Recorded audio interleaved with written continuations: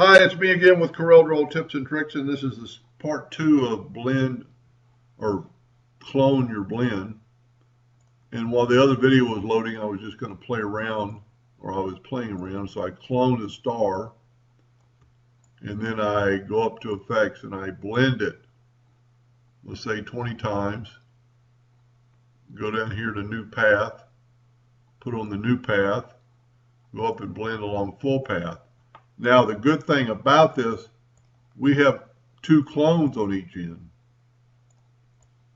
That if we didn't like the way that looked and we're just trying to create something, it's a star, so why don't we take away one of the points? And it took away one of the points on all the stars.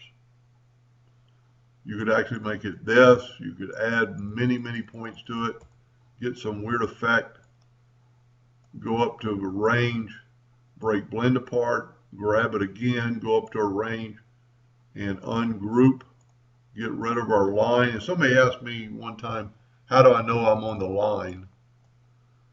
Well, I just clicked on the line and I'm pretty sure I'm on it because it said red hairline, but even that says red hairline.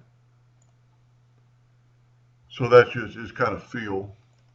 And then you could leave that alone, or you could weld it and get a completely different shape and patterns and play around with that. And then I would definitely click on it and left click no outline, so you would not be able to cut it out. And but there's a lot you could do with this.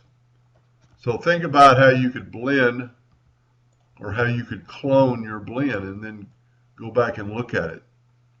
Anyway, hope that helped a little bit. Thank you for watching.